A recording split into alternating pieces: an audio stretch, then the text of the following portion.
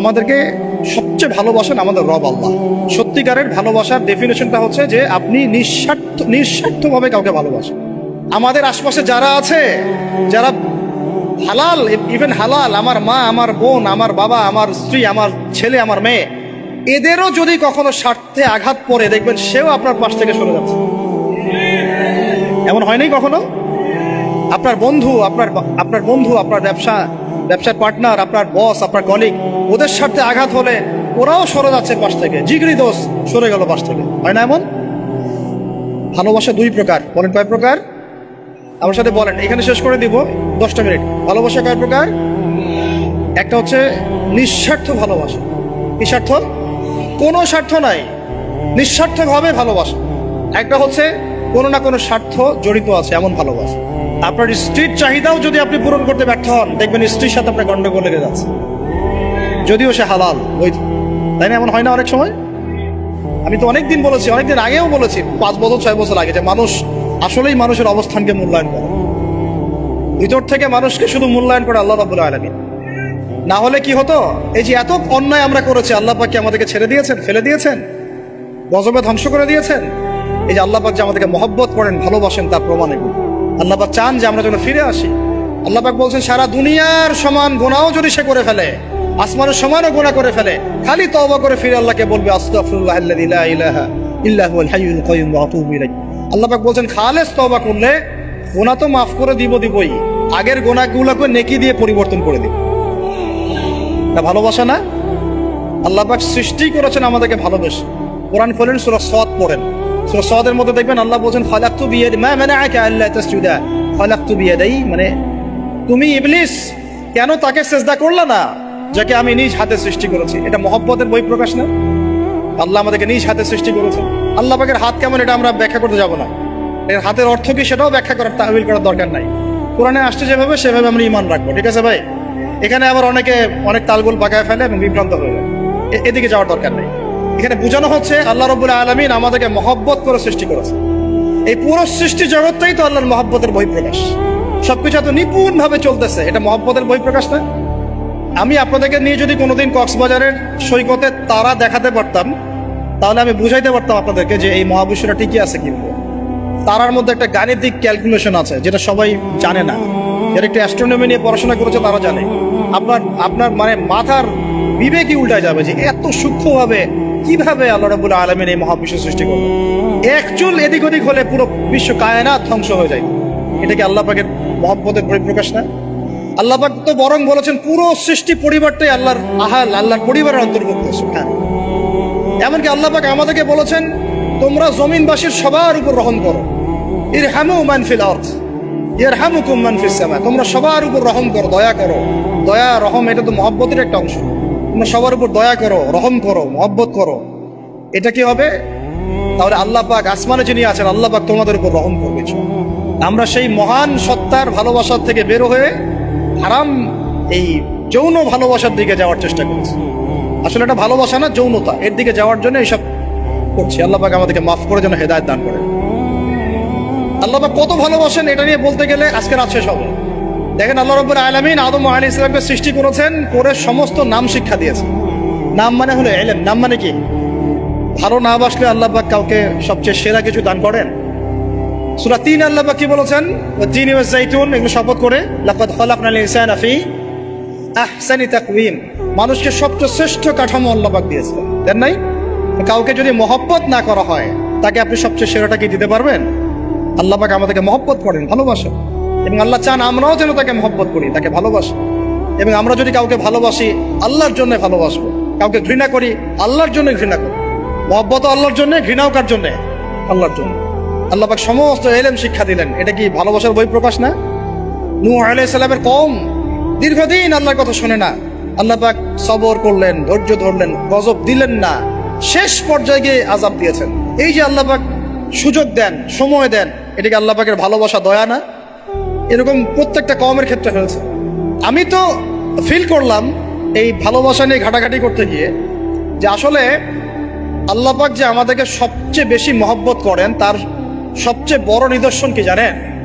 আমাদের কাছে আল্লাহ রাব্বুল আলামিন আল কোরআনের মতো কিতাব নাযিল করেছেন, আর আমাদেরকে আল্লাহ পাক নবী মুহাম্মদ সাল্লাল্লাহু আলাইহি ওয়াসাল্লামের উম্মত বানিয়েছেন। আল্লাহ পাক যে নবী মুহাম্মদ সাল্লাল্লাহু আলাইহি ওয়াসাল্লামকে এই দুনিয়াতে পাঠিয়েছেন না, এটাই সবচেয়ে বড় মহব্বত, সবচেয়ে বড় রহমত। কারণ তার সুন্নতে এমন কিছু নাই যেটা আপনি খুঁজে পাবেন না। আর তিনি আমাদেরকে যে মহব্বত করতেন, মুহাম্মদ সাল্লাল্লাহু আলাইহি ওয়াসাল্লাম আমাদেরকে যে মহব্বত করতেন, তিনি আমাদেরকে বলতেন যে আমরা তার ভাই। আমরা তার কি ভাই? মানে কি মায়ের পেটের ভাই? এটা বোঝানো হয় না। একটা হাদিসে তিনি বলেছেন আমি তো পিতৃতুল্য। তার মানে কি সত্যি সত্যি বাবা সন্তানের সম্পর্ক? রুহানি পিতা। তিনি কি ইমাম নন? তিনি ইমাম, তিনি নেতা, তিনি আমাদের শিক্ষক, তিনি নবী। তো তিনি আমাদেরকে যে মহব্বত করতেন, তিনি একদিন বলছিলেন নবী সাহাবীদের সামনে, কাশ আমি যদি আমার ভাইদেরকে দেখতে পেতাম। সাহাবীরা বলছেন ইয়া রাসূলুল্লাহ আমরা কি আপনার ভাই না? তখন নবীজি বলছেন না, তোমরা আমার সাহাবী। আমার ভাই তারা যারা আমাকে না দেখেই আমার প্রতি ঈমান নিয়ে আসে। প্রত্যেক নবীকে আল্লাহ পাক একটা দোয়া করার চান্স দিয়েছে। কয়টা ভাই? এমন একটা দোয়া যেটা করলে আল্লাহ পাক কবুল করবেনই করবেন। করলে আল্লাহ পাক কি করবেন? অবশ্যই কবুল করবেন। নবী সাল্লাল্লাহু আলাইহি ওয়াসাল্লাম বলছেন যে সমস্ত নবী এই দোয়াটা পৃথিবীতে করে ফেলেছে, আমি এই দোয়াটাকে মুলতবি রেখেছি যে কাল কিয়ামতের মাঠে আমি আমার উম্মতের জন্য সুপারিশ করব ইনশাআল্লাহ। এবং নবী সাল্লাল্লাহু আলাইহি ওয়াসাল্লামের সুপারিশে বহু কবিরা গুনাহগার মুসলমান যারা জাহান্নামের ফয়সালা হয়ে গেছে, তাদেরকে আল্লাহ পাক কিছুটা শাস্তি ভোগ করালে হলেও আবার জান্নাতে নিয়ে আসবেন। তিনি আমাদেরকে মহব্বত করেন না? করতেন না? চিন্তা করে তাহলে আমরা তার দিনকে কি মহব্বত করলাম, আমরা তার হুকুম হাকামের বিধিবিধান সুন্নতে কি মহব্বত করলাম, চিন্তা করেন। একটা হাদিসে নবীজি স্পষ্ট করে বলছেন এটা আমাদের জন্য একটা কষ্টি পাথর। এটা একটা কি কষ্টি পাথর। তিনি বলছেন লা ইউমিনু আহাদুকুম, তোমাদের মধ্যে কেউ মুমিন হইতে পারবে না। কি হইতে পারবে না? মানে প্রকৃত মুমিন হইতেই পারবে না তোমরা। হে আমার উম্মত, তোমাদের মধ্যে কেউ প্রকৃত মুমিন হইতেই পারবে না যতক্ষণ না হাত্তা আকুনা আহাব্বা ইলাইহি মিন ওয়ালিদিহি ওয়ালাদিহি ওয়ান নাসি আজমাইন, যতক্ষণ না আমি মুহাম্মদ সাল্লাল্লাহু আলাইহি ওয়াসাল্লাম তোমাদের কাছে নিজের কি সন্তান, নিজের বাবা মা এবং সমস্ত মানব জাতির থেকে বেশি প্রিয় না হচ্ছে। হাদিসটা আবার বলি, নবীজি বলছেন কেউ ততক্ষণ পর্যন্ত প্রকৃত মুমিন হতে পারবে না যতক্ষণ না আমি মুহাম্মদ সাল্লাল্লাহু আলাইহি ওয়াসাল্লাম তার কাছে তার সন্তান, তার পিতা, এমনকি সমস্ত মানব জাতি থেকে বেশি প্রিয় না হচ্ছে। আমরা যারা আগামীকালকে এইটার প্রিপারেশন নিয়েছি, আসলে কি আমাদের কাছে নবী প্রিয় বেশি না আমাদের দুনিয়ার স্বার্থ বেশি প্রিয়? যারা এগুলো করবে তাদের কাছে কি সত্যি নবী প্রিয়? তাহলে তারা করতে পারতো না। যদি নবী আমাদের কাছে সবচেয়ে বেশি প্রিয় না হয়, আমরা মুমিন হতে পারছি না। আর যাদের কাছে নবী প্রিয় তারা কখনো এমন হারাম কাজে যেতে পারবে না। যারা যাচ্ছে তারা কখনোই নবীকে ভালোবাসে না, কোশ্চিনকালেও না। শোনেন, উমর রাদিয়াল্লাহু আনহুর নাম শুনেন নাই? বললে অনেক কথা ভাই, অনেক কথা, কোনটা রেখে কোনটা বলে। উমর রাদিয়াল্লাহু আনহু একদিন এসে বলছেন খলিফাতুল মুসলিমিন, মুসলিমদের তিনি খলিফা। জান্নাতের সুসংবাদপ্রাপ্ত 10 জন সাহাবীর একজন। জান্নাতের সার্টিফিকেট পেয়েছেন পৃথিবীতে কয়জন সাহাবী? একটা হাদিসে একসাথে 10 জন। ওই 10 জনের অন্যতম একজন, যিনি এমন শাসন ব্যবস্থা পৃথিবীতে প্রতিষ্ঠা করেছিলেন যার মতো মিসাল এখন পর্যন্ত পৃথিবীতে আর দেখা যায় নাই। একটা হাদিসে আসছে যে রাস্তা দিয়ে ওমর হাঁটে ওই রাস্তা দিয়ে শয়তান হাঁটে না। কি বুঝলেন? শয়তান যদি দেখে ওই যে ওমর, ও আর ওই যাবেন ওই রাস্তা। এই হচ্ছে ওমর ইবনে খাত্তাব। আমার পরে কোনো নবী নাই। নবীজি বলছেন আমার পরে কোনো নবী নাই, লা নবিয়্যা বা'দি, আমার পরে কোনো নবী নাই। যদি হতো তাহলে ওমর হতো, যদি হতো তাহলে ওমর হতো। অন্য একটা হাদিসে আসছে আমার পরে কোনো নবী নাই, তবে তুমি আমার, এটা অন্য সাহাবী সম্পর্কে, আলী ইবনে আবি তালিব সম্পর্কে, তুমি আমার জীবনে তেমন মূসার জীবনে হারুন ছিল যেমন। এটা হচ্ছে আলী ইবনে আবি তালিব। এখানে কথা হচ্ছে ওমর রাদিয়াল্লাহু আনহুর মতো মানুষ নবীর কাছে এসে বলছেন সাল্লাল্লাহু আলাইহি ওয়াসাল্লাম, ইয়া রাসূলুল্লাহ ওয়াল্লাহি লা উহিব্বুক, আল্লাহর কসম করে বলছি আমি আপনাকে অনেক মহব্বত করি, ইল্লা মিন নাফসি, আমার নফসের চেয়ে বেশি না। মানে আমি আমার জানের চাইতে আপনাকে বেশি মহব্বত করি না। কথা বুঝতে পারতেন কি? মানে আমি আপনাকে অনেক মহব্বত করি ইয়া রাসূলুল্লাহ, সবকিছু থেকে বেশি মহব্বত করি, কিন্তু আমার নিজের জানের চেয়ে বেশি না। নবী সাল্লাল্লাহু আলাইহি ওয়াসাল্লাম বলেন লা ইয়া ওমর, এখনো মুমিন হওনি ওমর। কাকে বলছেন? কাকে বলছেন? জান্নাতের সার্টিফিকেট প্রাপ্ত একজন মানুষকে লা ইয়া ওমর, এখনো হওনি। তখন নবী সাল্লাল্লাহু আলাইহি ওয়াসাল্লামকে তিনি একটু পরে আবার বলছেন, ইয়া রাসূলুল্লাহ ওয়াল্লাহি আলান, এখন লা হাব্বা ইলাইয়া মিন কুল্লি শাই হাত্তা মিন নাফসি, এখন থেকে আপনি আমার কাছে সবচেয়ে বেশি প্রিয় সবকিছু থেকে, এমনকি আমার নফসের থেকেও বেশি প্রিয়। তখন নবীজি বলছেন আলান ইয়া ওমর, এখন ওমর, এখন তুমি মুমিন হলে। তাহলে যারা আমরা নবীর সুন্নতের খেলাফ এইসব অপসংস্কৃতি, নোংরামি, জেনা, ব্যভিচার, কনসার্ট, নাটক, সিনেমা, পরকিয়া, এইসব তথাকথিত ভালোবাসা দিবস, এই জেনা দিবসগুলো পালন করছি, আমরা কি আসলেই নবীকে ভালোবাসি? আমরা কি সত্যি আল্লাহকে ভালোবাসি? আল্লাহ পাক আমাদেরকে বোঝার তৌফিক দান করবেন, জাহিলিয়াত থেকে ফিরে আসার তৌফিক দান করবেন। এরকম প্রচুর ঘটনা। ভালোবাসা তো এগুলোর নাম। ভালোবাসা কাকে বলে জানেন? সাহাবীরা বাসায় যেতেন, আবার দৌড় দিয়ে আসতেন নবী সাল্লাল্লাহু আলাইহি ওয়াসাল্লামের চেহারাটা একটু দেখার জন্য। এটা নাম ভালোবাসা। আপনারা যদি উমরা করতে যান, হজ করতে যান, দেখবেন বারবার আপনার নবীর রওজায় গিয়ে সালাম দিতে মন চাইবে, যে আরেকবার দেখা করে আসি, আরেকটু দেখা করে আসি, আরেকবার সালাম দিয়ে আসি। ভালোবাসা, কোন স্বার্থ আছে এখানে? নবী সাল্লাল্লাহু আলাইহি ওয়াসাল্লাম কি আমাদের কাছে কোনো স্বার্থ দাবি করেছেন? আল্লাহ করেছেন। এগুলো ভালোবাসা। এই ভালোবাসা হলো প্রকৃত ভালোবাসা। আর এগুলো যেটা চলছে এটা হচ্ছে যৌনতা। এগুলো কি চলছে? যৌনতা। ভালোবাসার নাম দিয়েছে এখন যৌনতা। এগুলো ভালোবাসা না, এগুলো পাশবিকতা, প্রবৃত্তির দাসত্ব। প্রবৃত্তি মানে মন যা চায় তাই করতে যাচ্ছে। আপনার মন চাইছে একটা মেয়ের সাথে রাত কাটাবেন, এটাকে আপনি ভালোবাসা নাম দিলেন, কিন্তু এটা হচ্ছে ভালোবাসা না, এটা কি প্রবৃত্তি, পশুত্ব, দাসত্ব, পশুত্বের দাসত্ব করছেন। আল্লাহ পাক আমাদেরকে কথাগুলো বোঝার তৌফিক দান করুন। এরকম সাহাবীরা কত ত্যাগ করেছেন। তালহা রাদিয়াল্লাহু আনহুর নাম শুনেন না অনেকেই। নবী সাল্লাল্লাহু আলাইহি ওয়াসাল্লাম উহুদ যুদ্ধের দিন সংকটময় একটা অবস্থায় ছিলেন। তালহা রাদিয়াল্লাহু আনহু একা নবী সাল্লাল্লাহু আলাইহি ওয়াসাল্লামকে ঢাল হিসেবে পিঠ পেতে দিয়ে আসেন, উনার দিকে কোনো তীর যেন আসতে না পারে।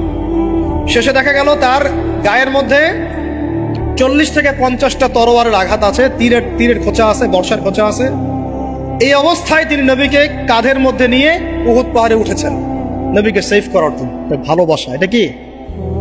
কোন স্বার্থে? কিসের স্বার্থে? দুনিয়ার স্বার্থে? জান্নাতের স্বার্থে। একজন সাহাবী বাড়ি নির্মাণ করেছেন, তো নবী সাল্লাল্লাহু আলাইহি ওয়াসাল্লাম দেখে একটু খালি মানে হয় না, তুমি কে, কার বাড়ি এটা? বললেন আচ্ছা অমুক সাহাবীর বাড়ি।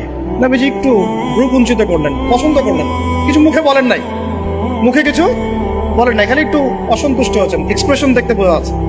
তখন ওই সাহাবীকে জানানো হলো, তোমার বাসার সামন দিয়ে তো আল্লাহর নবী সেদিন হেঁটে গেলেন, তারপরে আমার বাসা দেখে, তোমার বাসা দেখে আল্লাহ নবী সাল্লাল্লাহু আলাইহি ওয়াসাল্লাম অসন্তুষ্টি প্রকাশ করেছিলেন। মুখে কিছু বলেন নাই, এক্সপ্রেশন ছিল একটু অসন্তুষ্টি।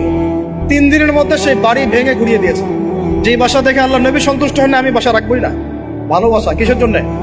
কার জন্য? কার স্বার্থে বলেন? আল্লাহর জন্য, জান্নাতের জন্য, আল্লাহর স্বার্থে, আল্লাহর জন্য। কতগুলো বলে শেষ করবো আপনাদেরকে। সাদ বিন আবি ওয়াক্কাস রাদিয়াল্লাহু আনহু উহুদ যুদ্ধের দিন এইরকম করে তীর নিক্ষেপ করছেন। আল্লাহ নবী বলছেন, ইয়া সাদ, হে সাদ, তীর ছোড়ো, তোমার জন্য আমার পিতামাতা কুরবান হোক। আশপাশে 9 জন ছিল, তার মধ্যে একজন করে শহীদ হতে শেষে 2 জন বেঁচে থাকলো, সাদ বিন আবি ওয়াক্কাস, তালহা বিন উবাইদুল্লাহ রাদিয়াল্লাহু আনহু। এগুলো তারা কেন করেছেন? ভালোবাসার জন্য। ভালোবাসা এগুলোর নাম। কতগুলো বললে শেষ করবো আপনাদেরকে, বলেন। নবী সাল্লাল্লাহু আলাইহি ওয়াসাল্লামের কাছে একজন সাহাবী আসেন ইসলাম কবুল করতে এসে হাতের মধ্যে কিছু বালা, আংটি থাকে না, এগুলো ছিল, এগুলো খুলে ফেলে দিয়েছেন নবী সাল্লাল্লাহু আলাইহি ওয়াসাল্লাম, খুলে ফেলে দিয়েছেন। তো একটা খুব দামি সোনার আংটি ছিল। ফেলে দেওয়ার পরে অনেকে বলছে, তুমি তো এখন মুসলিম হয়েছো, ইসলাম কবুল করেছো, তো আচ্ছা ঠিক আছে, ওইটা না হয় নবীজি পড়তে নিষেধ করেছেন, তুমি ওইটা নিয়ে বিক্রি করে দাও, বিক্রি করে না হয় ওই টাকা দিয়ে অন্য কিছু করো। তুমি বলছেন, কখনো না, আমার হাত থেকে আল্লাহ নবী খুলে একটা জিনিস ফেলে দিয়েছেন, আমি সেটা আবার নিতে যাবো? কিসের জন্য এগুলা? এটা ভালোবাসা, মহব্বত। আল্লাহ পাক এটাই কোরআনে বলছেন, হে নবী আপনি বলে দিন, ইন কুনতুম তুহিব্বুনাল্লাহ, তোমরা যদি আল্লাহকে মহব্বত করেই থাকো, আল্লাহকে সত্যিকার অর্থে ভালোবেসেই থাকো, ভালোবাসা দাবি করেই থাকো, ফাত্তাবিউনি, তাহলে নবীর আনুগত্য করো, ইউহিব্বুকুমুল্লাহ, তখন আল্লাহ তোমাদেরকে ভালোবাসেন, ওয়া ইয়াগফির লাকুম যুনুবাকুম, তোমাদের সব গুনাহ আল্লাহ মাফ করে দিবেন, আল্লাহু গফুরুর রহিম। এই হলো ভালোবাসা। ভালোবাসা মানে কি? ভালোবাসা মানে হচ্ছে আস-সামউ ওয়াত তাআ, আমি নবী আল্লাহ এবং তার রাসূলের কথা শুনবো এবং আনুগত্য করব, শুনবো, এবং এর নাম ভালোবাসা। শুনবো, আনুগত্য করবো। তাহলে আমরা কি শুনবো, কি আনুগত্য করবো? আমাদেরকে প্রথমে কোরআন পড়তে হবে, কোরআনের অনুবাদ জানতে হবে, কোরআন অনুযায়ী জীবন করতে হবে, 5 ওয়াক্ত নামাজ পড়বো ইনশাআল্লাহ, হালাল খাবো, যাকাত দিব, রমজানের সওম রাখবো, নবীর সুন্নাহ অনুযায়ী জীবনযাপন করব, এবং সুন্নাহ বিরোধী, কোরআন বিরোধী, ইসলাম বিরোধী কোনো কাজে আমি লিপ্ত হব। এই তো ভালোবাসা। এই ভালোবাসা যদি বহিঃপ্রকাশ ঘটাতে আমরা ব্যর্থ হই, নিজেও ধ্বংস হব, পরিবারও ধ্বংস হবে, আমাদের পরের প্রজন্ম ধ্বংস হবে, সমাজও ধ্বংস হয়ে যাবে।